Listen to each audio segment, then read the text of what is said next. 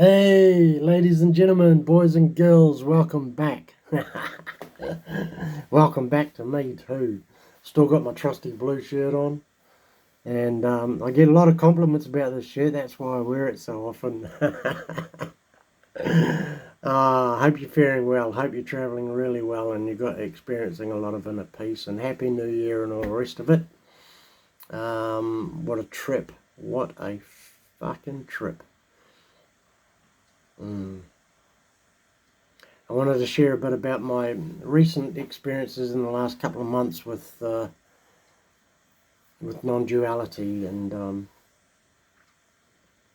a couple of other things too. Since the last video, I went to a beautiful little place called Vipassana, which I'm sure many of you will have heard of.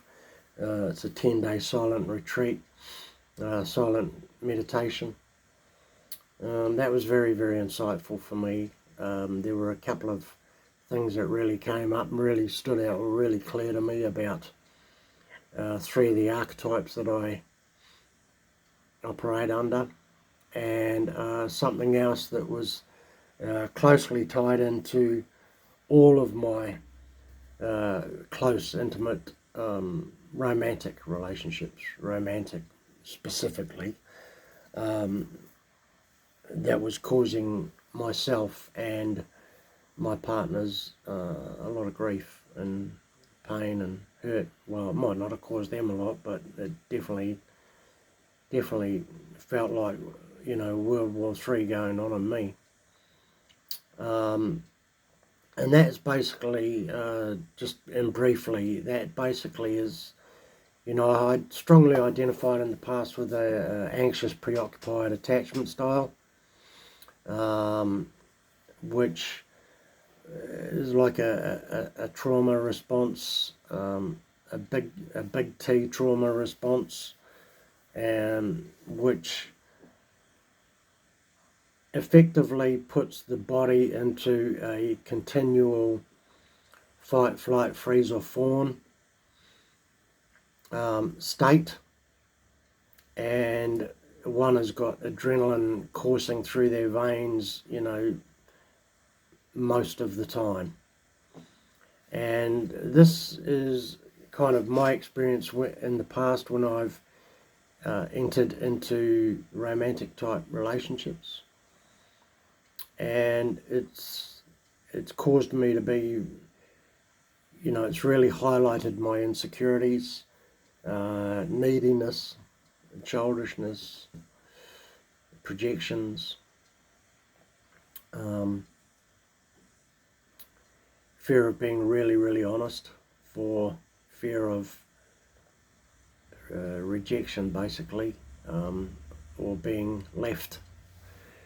So, yeah, I had an experience while I was in Vipassana, and I don't want to go too much into it because this is more about my experience with non-duality. And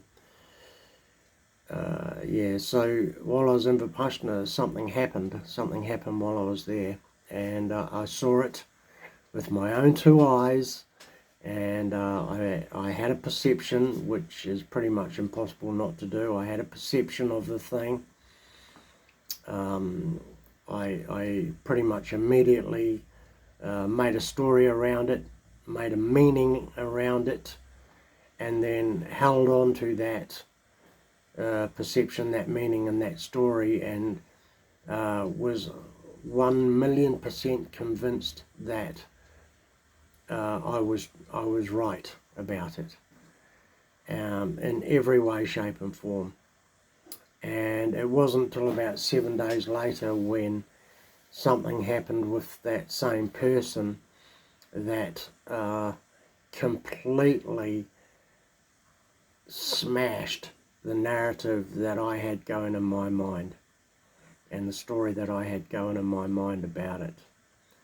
And it showed me, that experience, that I couldn't have been any further from the truth from that perception. And it also showed me how often that happened to me in romantic type relationships.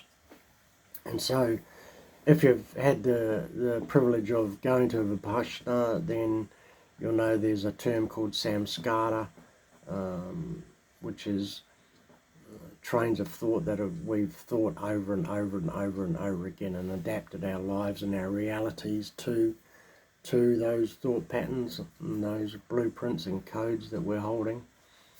Whether they're right or wrong doesn't matter. I don't even know if there is right and wrong really, but there's sort of not so healthy and healthier ways of coping and dealing with the realities of life. Suffice to say, I never used to cope very well. And, with all due respect to myself, I was a very late bloomer anyway, due to my addictions and the past troubles that I had with alcoholism and addiction and pornography and other things as well. So, yeah, but I'm learning, and I have learned a lot more through non-duality, that those experiences happened. They had an effect. I've given them immense amounts of energy, belief, and focused attention, and it really hasn't served me that well. Even though there are unconscious reasons why people do things, that they do things regardless of how unhealthy or irrational they may look. A lot of the time they do it to protect their sort of inner sensitivities or inner child, or their fear-based rationales, or core wound beliefs, which I've had a few of, and I've paid a lot of homage to those things as well. But I really want to crack open, I want to start taking more emotional, mental risks and leaps. And be very grounded. Drop more and more into my heart, and be far more in my body than in my mind. Because when I do that, I'm a lot calmer individual. I'm a lot more rational. I'm a lot more joyful. And just on that word joyful, is that, my joyfulness and someone else's joyfulness can look totally different. I used to see people on highlights on Facebook and things like that. They were really laughing and giggling and being wild and free, and because they were joyful. That's not how I experience joy. I experience it the way I experience it, And what really helped me is when I stopped comparing and saying, well, they're joyful and I'm not, because I was comparing myself to them. Seeing what they had and going, they're joyful, why aren't I like that? Why aren't I like that?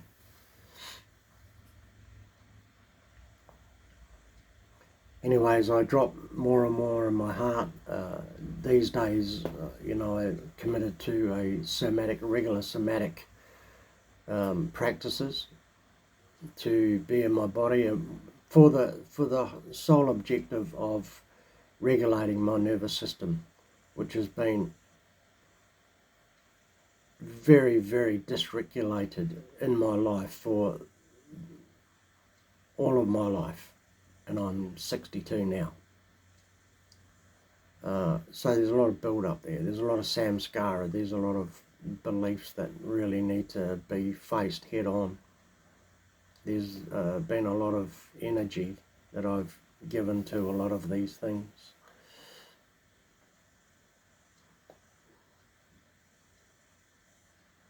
And I've really been down some rabbit holes with shadow work and archetypes and inner child stuff and attachment theory stuff and codependency stuff and 12-step stuff and spiritual stuff and kundalini stuff and activating my abundance codes and my 12 strings of DNA and all that stuff.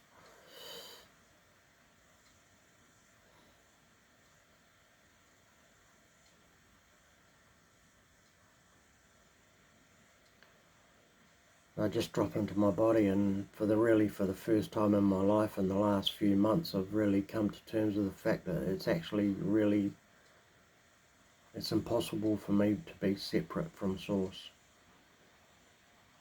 There's no cave I can go meditate. There's nowhere I could go to hide. Even hiding, even going back to hide in a bottle, at the bottom of a bottle, or the end of a bong, or the end of a line of coke, or a shot of speed. Any of those crazy things that I used to do. There's nowhere to. There's nowhere to go. The I, the me,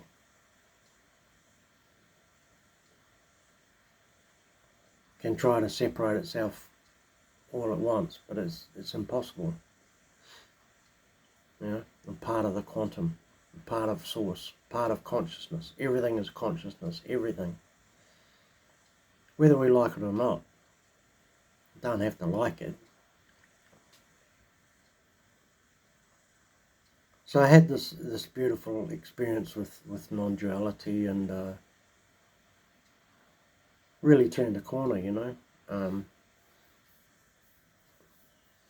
There was a number of videos that I saw on YouTube, because I pretty much go on YouTube daily. But one of the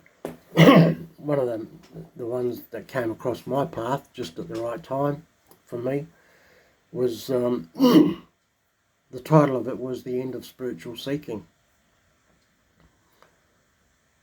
And clearly that spoke to me, because, you know, I've been a spiritual seeker for 30 years. Consciously, you know, wanting to be a spiritual seeker.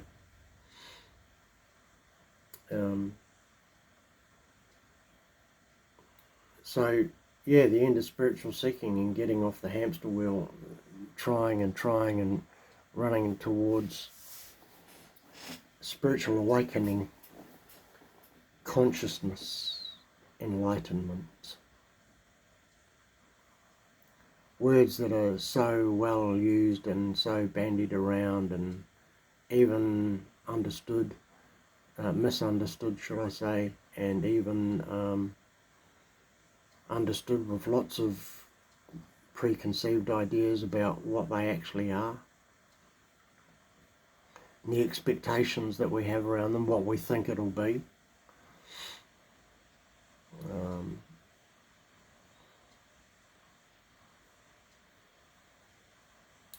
So I had an experience with a non-dual teacher. I booked a call, and didn't cost me that much, which was a huge relief and a huge green flag for me, because I've had some pretty long held strong opinions about the spiritual community just becoming a money spinner, you know, bottom line business.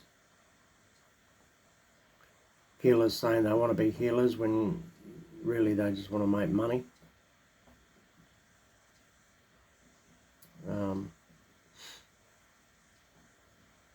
Not all, obviously, not all.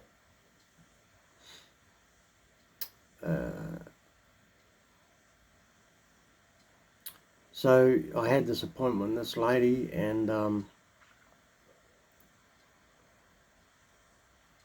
the questioning started out, tell me David, tell me your story about spiritual seeking. tell me what you've done, who you've listened to, and I just rattled off all these names, many names, many teachers, Teal Swan, Eckhart Tolle, many others really. It's just I'm on the spot now, so I can't remember them. Astrologers, lots of astrologers, lots around the Indian type traditions, and even the Christian type Gnostic stuff,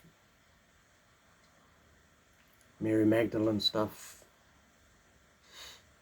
Christ consciousness stuff, Kundalini stuff.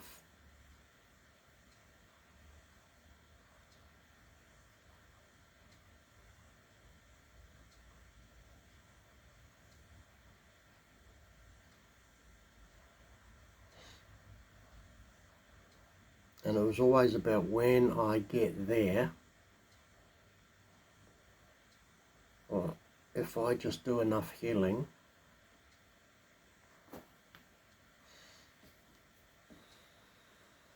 or if I just sort my attachment style out,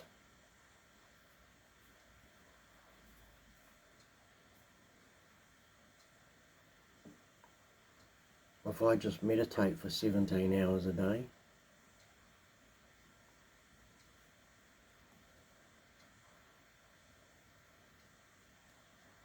or have some kind of mind-blowing spiritual experience. I was always looking, I was always seeking, because where I was and what I had wasn't enough, just wasn't enough.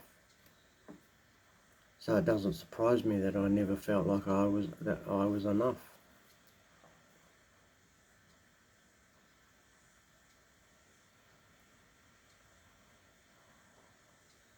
But then I started asking questions about, well, who is this I?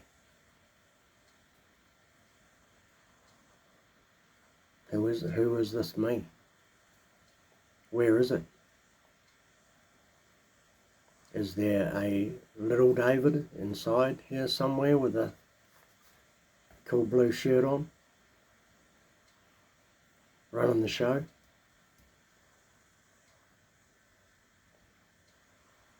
Is there a little David inside that controls when I blink or when I have an in-breath,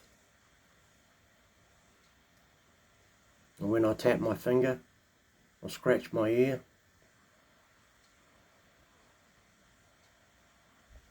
These things just happen. They're just happening. My thoughts are just happening. My breathing's just happening. There's very little effort or control or free will or choice or conscious choice or decision that has anything to do with that whatsoever. Anything at all. Doesn't have anything to do with it.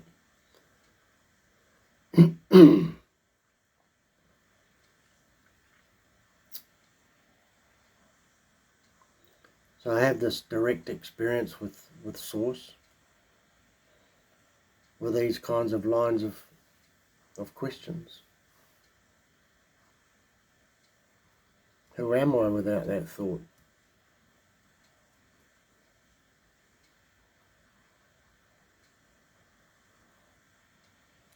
Who is this I inside of me that wants to have a YouTube channel that blows up and has 14,000 followers or subscribers?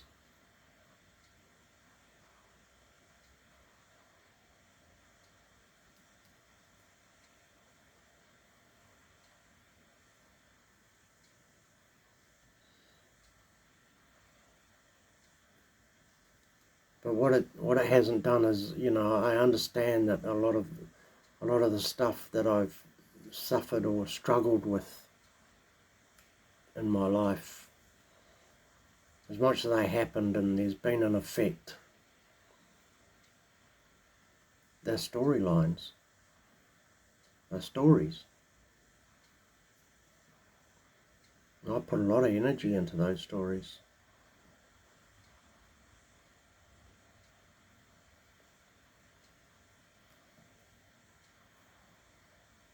Put a lot of energy into those concepts. Thoughts. I'm not my thoughts. I am not my thoughts. My thoughts, for the most part, just happen.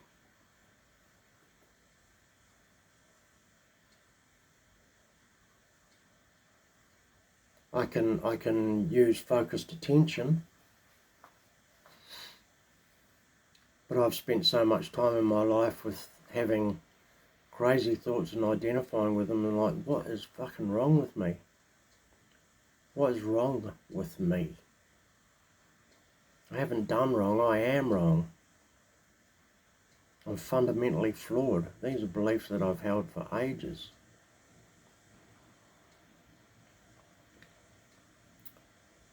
My worldview was, it's a dark and dirty place, this earth, this world. It's not a safe place to be. I felt unsafe all my life.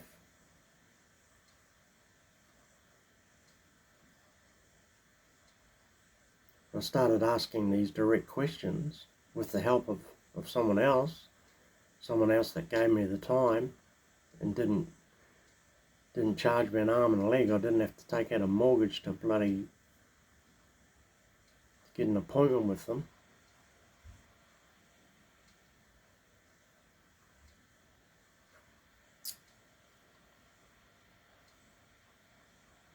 And I started learning something really about deep somatic practices, which I've really taken on board. And I may be repeating myself. I hope not. I did a video before this, but I didn't like it.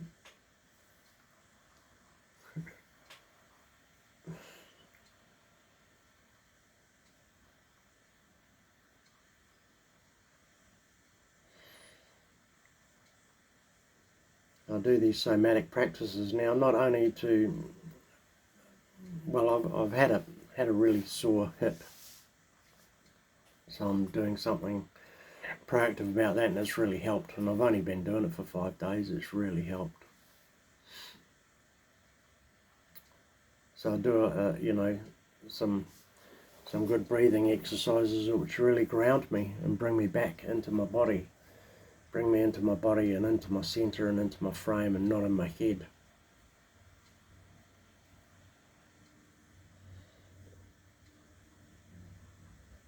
There's a saying in AA, it's along the lines of treat your head like a dark alley. Don't go in there alone. Take someone with you. I so strongly identify with my thoughts. Incredibly. I was so identified with my past. So heavily identified with my story.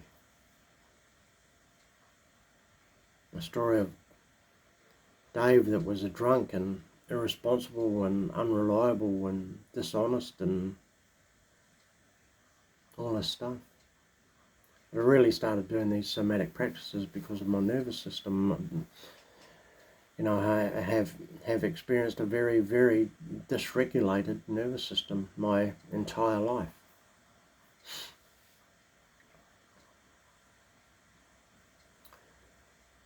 So as I learned to regulate my nervous system, not only with myself, I do some co-regulating with other people.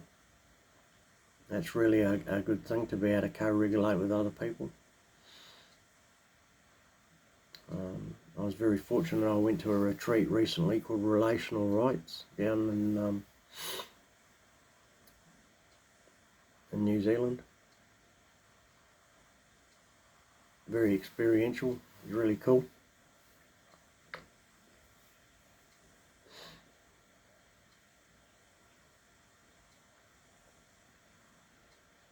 And you know, I've just noticed over the last few days when I'm walking around. Yesterday I was walking past Packins, a grocery store in New Zealand, and I noticed that my shoulders are just naturally dropping. I haven't got that tension going on all the time anymore. And I'm just dropping. I'm far more relaxed. Far more relaxed in here. Far more ready to challenge stories as they come up quickly. There was something that happened this morning actually. I wanted to cry. It was a very strong feeling. I wanted to cry. So I just took 5 minutes to go and do my practice and just not resist it, not try and get rid of it, not try and fix it, not even trying to just embrace the feeling, just recognize it, be very aware of it. Where is it? Where can I feel it? What does it feel like? Has it got edges? Is it rough? Where exactly is it? What colour is it? What size is it? Doing a few of these self-inquiry type questions, and without the objective of trying to heal myself or get rid of it.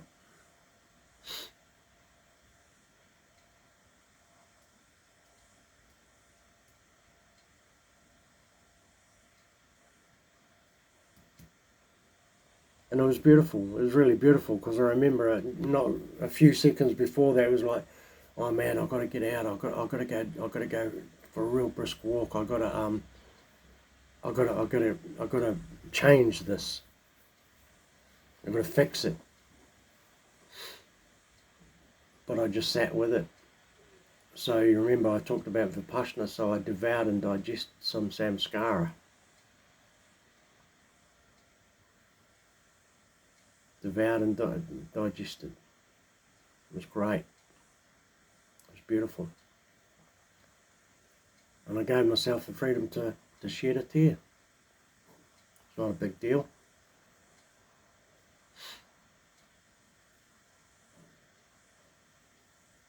So I'm up to 28 minutes now, and I just want to spend a few minutes, just a couple of minutes, because I don't want to make it more than 30 minutes, but having this one-on-one with this lady really opened me up. It slowed me down so much. My mind slowed down, the stories slowed down, my body slowed, everything slowed down. It was just so great, and I was experiencing, I don't know if you can relate, but for me personally, if I'm in a high-rise building and I go towards the balcony, the edge of the balcony, I start to get this flutter, this kind of vertigo dizzy type feeling, like anxiety, fear.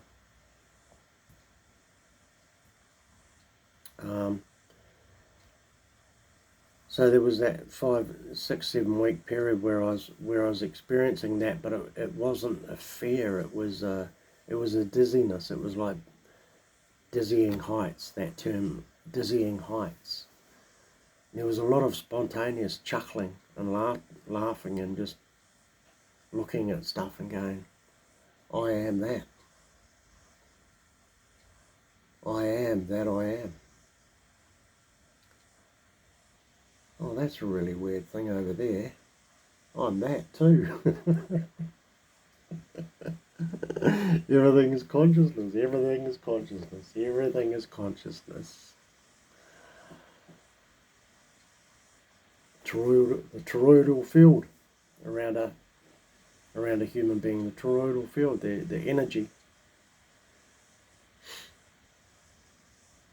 So I feel free at last, brothers and sisters. free. Hallelujah.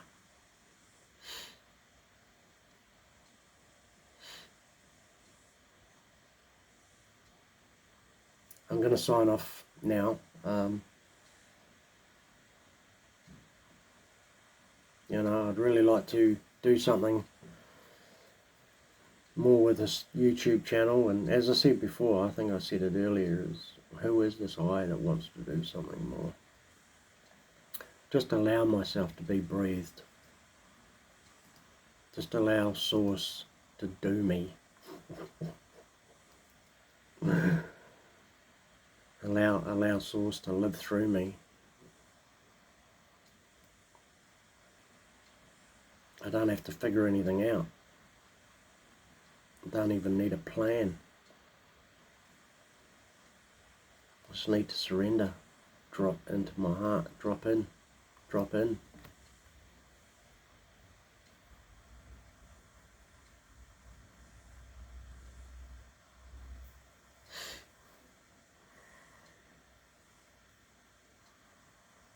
You guys rock, you know that? You guys rock. But you know how they say everything's a reflection, so maybe I'm just talking to myself. I am you, you are me.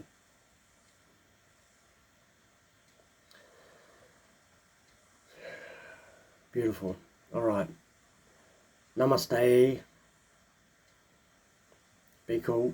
I'll see you next time.